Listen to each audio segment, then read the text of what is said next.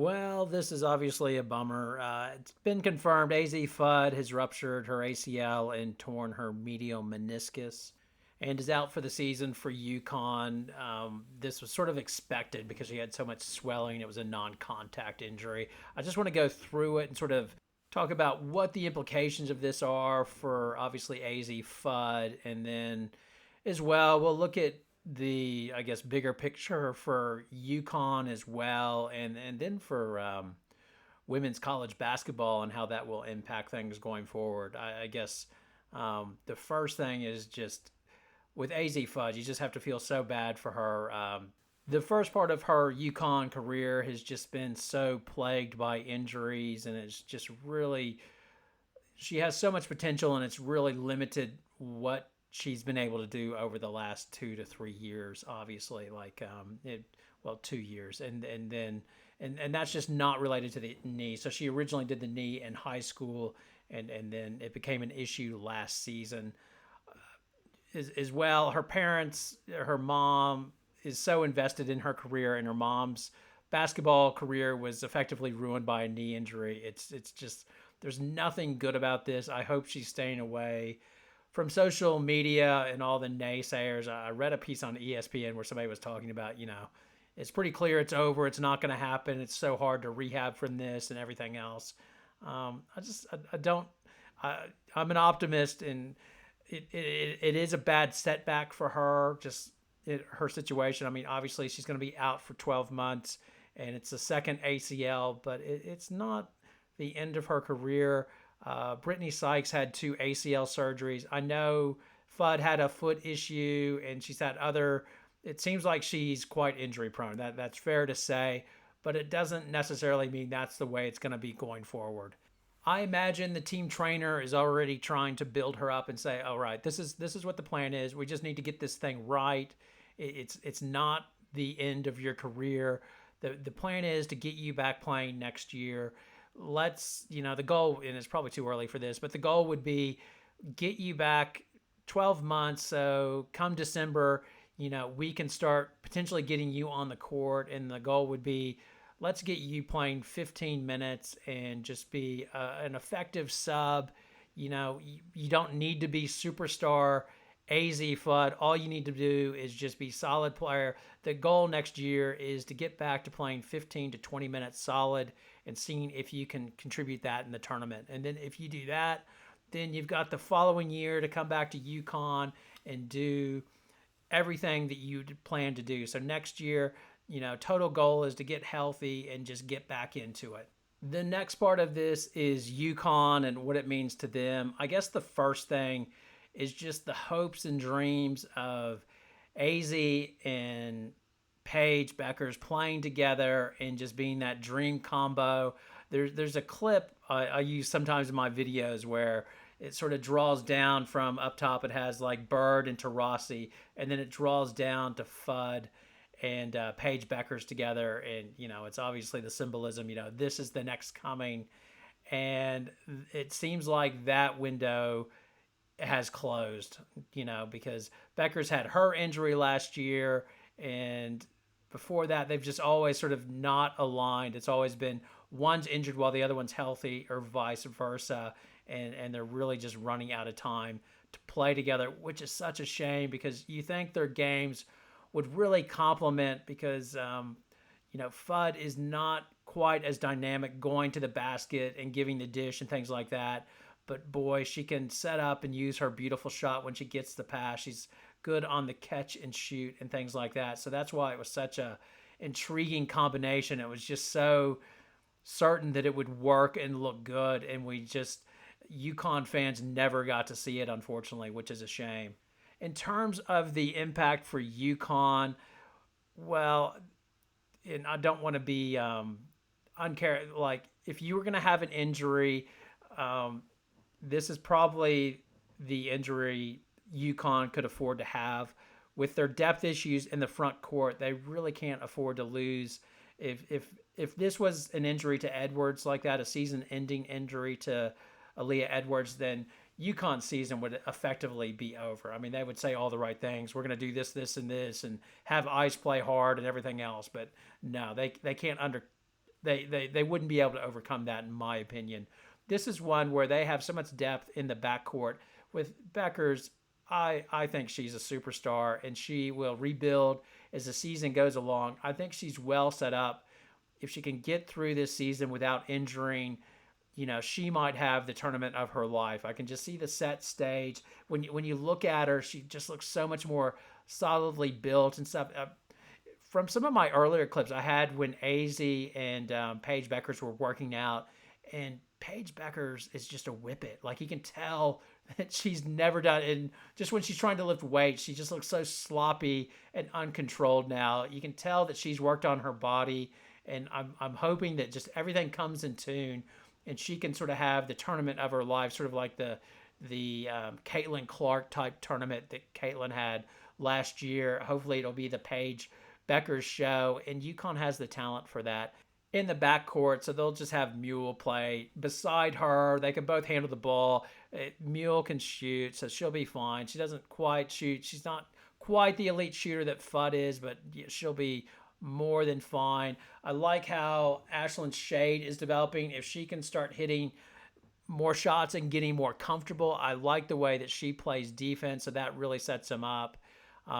Gino still has belief in Descharme, so they're really setting themselves up to sort of go Edwards at the 5, and then sort of like Descharme and Aubrey Griffin playing the forwards, and then Beckers at the point guard, or interchangeable guards with Mule as well, and then intermixing that with KK Arnold and maybe Ashlyn Shade. The other wild card is Cadence Samuels, sort of giving you instant offense. Like, I got a commenter criticized me saying that how I say all she can do is shoot. I think she has an all-around game that will develop, but at this stage, I don't think she's really locked in on defense or has a real tight handle. I really think your best benefit from her is going to be on those games when she's really hot.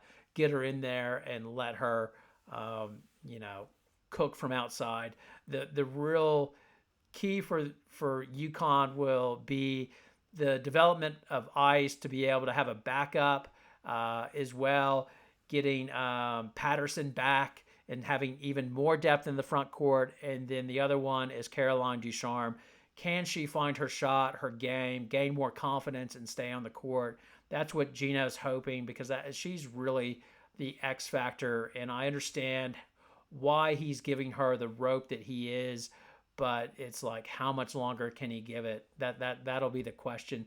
If she doesn't have a good tournament in Cayman, at some stage, when is he going to have to say, well, we've given this, a lot of time, and we need to sort of make modifications here? And if they had to do that, then I would assume that it would be Edwards and then Brady at power forward, if you like, and then Griffin at the small forward with Mule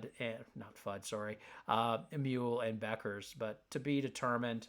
I don't really think this drastically impacts UConn's title hopes. Like, you would obviously rather have an Azzi Fudd on your team than not. In one way, if there is a silver lining, and people will come after me after this, I don't know. But I think having a definitive result is actually good for UConn. I think it was quite tough last year. Is Azzi going to come back and play or not? And then when she did come back, is she fully fit in doing things that she needs to do? There's not that sort of speculation and sort of uncertainty of where they're going. This is the team you have. Shape it, make it as good as you can, and here we go. The other implication is UConn's injury curse. So I don't know what Gino is going to say when he comes out and speaks. Like he already mentioned, this injury happened like they all happen. It was a non-contact. I think he's alluding to Ice Brady's injury, how hers happened. I hope he doesn't go on a diatribe about how the kids aren't prepared to play, and it's because all year basketball training, and this is why this is happening. I mean, these injuries, in my opinion, like, people will love to say, oh, this is AAU is causing this, and they're playing too much, and it's because, back in my day, we would play cross season training and play basketball one season and then go hockey or whatever. I don't agree with that. I think we've all been trying to address is what happens when these kids are in high school and how much they train and overtrain and lack of playing other sports. And, you know, so, you know, we've all talked about it with doctors and specialists and people who do this stuff. And I said, never in history have this many kids been so sheltered in terms of one sport, and that's it, all year round. There's no off season. I think her first injury was more of a consequence of playing too much, which was the stress fracture or stress reaction in her foot. An ACL injury can happen at any time. You take a misstep and it can be done, basically. I don't think UConn has done anything bad in this instance to cause the injury, or it's by undertraining or working her too hard. It is just one of those fluke things, and people want to blame somebody for it, and so you have to sort of call out, oh, it's all year basketball, that's what's causing this. Now, I think that causes different issues. I think that more causes, overuse injuries and sort of things like that. I don't think it causes ACL injuries, essentially. I thought it was a bit unfair last year when Ice Brady had her subluxed patella, and he sort of came out and said, these kids aren't prepared to come to college. That's just a fluke injury as well. Like, there's nothing you can do to stop that. That can happen at any time. Has nothing to do with your strength training as a kid. You can take a misstep and your patella pops out because you're hypermobile. That's just the way it is. But I think obviously he was frustrated and sort of howling at the moon because God knows he's had a lot of injuries. And I imagine that they're just at their wits' end here, that the team that we envisioned to put together has just been decimated. They had visions of multiple championships, by Beckers and Fudd, them leading the way. And that was going to be their next Bird to Rossi, Breonna Stewart and such and such and such. In terms of this injury, one last thing, I think UConn is damn lucky that this did not happen during the tournament. It's obviously this could happen at any time, and it wouldn't have been their fault potentially if it would have happened in the tournament. But it would have been a damn bad look if her knee injury had happened in the tournament when she was coming back from sort of from the previous knee injury of sort of the strain of the medial collateral ligament. People would say she wasn't ready, and frankly, she wasn't ready. I mean, she said that herself, that she was passing the ball and tentative because she did not have trust in herself and had a poor week of practice and just was not confident at all. And I really don't think, hindsight's 2020. She didn't get injured, so UConn is lucky. But if she would have gotten injured in that tournament, they would have gotten crushed. And rightly so, because the idea is to protect their future and things like that. That should be always the first interest. The other thing with this that points out, sort of going on to larger college basketball, is, this points out the absurdity that Olivia Miles is going to play for Notre Dame this year. No way in hell she plays, in my opinion. If I'm wrong, fine, everybody, but I don't think she should. She did that injury late. I think it was like in February. She'd only, her surgery was late after the tournament as well. She's not even, I don't think she'd even be 12 months removed from surgery when the NCAA tournament started. So there's no way that she plays this year. I don't know why she's insisting on saying, I might come back. It's not going to happen, in my opinion. I don't know if that's to sort of allow more NIL sort of deals on the speculation that she can sell, hey, I might be back in the tournament potentially. Hey, and if that's what it is, then more power to her. On the wider question of ACL injuries, I haven't seen this, but I know people talk about doing studies and things like that, and I agree with that. The study I would like to be done on college basketball players in terms of knee injuries is, and bear with me, this is going off the rails a bit, but I could see a nice little study being done, college basketball players on the pill versus not on the pill, and does that make a difference to it? And I can imagine trying to do that in the States with controversy over birth control and things like that. But I'm just curious if that would make a difference, because as your females have the hormone relaxin, which can make them more predisposed to ligament and tendon injuries. different periods in their cycles, and that has been one that some have speculated could have an impact and a difference, or tracking basketball players when they get their injuries and sort of identifying where they are in their cycle when it happens. So anyway, probably too much of a deep dive, but it would be one I'd be interested in. And all these teams playing for college universities, you think it would be a perfect study to do. So I don't know if it's in the works or not, or if that's just too hot to touch, and maybe I'm just off the rails for even suggesting that. But I'd rather something like that be done than, oh my God, the cry over the next few weeks of, oh my God, the kids are playing too much or they don't train like they used to. I mean, one of the reasons this injury happens more now is because you're asking these athletes to do more. I mean, the coaches want you to close out quicker. It's like if you look at the old NBA clips from, NBA classics of the 70s and 80s, the defense they is just totally different. They weren't as low in stance, getting out quickly, and it just was not the same intensity. And now they're playing at this intensity, closing out and having to jump stop and do those things. You're going to get more ruptured tendons and ligaments and things like that. And that's why it happens. It's almost like the baseball pitcher. They put so much torque on their arm, it's just a matter of time before they get an injury. And like this, because they're asking players to do so much more in terms of playing defense and closing out, jump stopping, and all these different things, it's just a consequence of that. That's why these injuries happen more often. Now, just to wrap this up, just a bit of degeneracy or degenerateness, I guess you would say. So I finished out my last video looking at DraftKings and sort of I think when I did that video, I think South Carolina was at plus 600. I was telling Carolina fans to get on that. And sure enough, South Carolina, well, I'm not saying it's because I told Carolina fans to get on this, but the line has been readjusted. So Carolina is plus 450.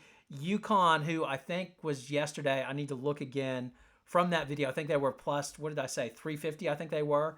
They've now plus 550. And then LSU and the whole Angel Reese situation, they've dropped as well because they were tied yesterday with UConn. They are plus 550. So there you go. Your new prohibitive favorite in terms of Vegas is South Carolina.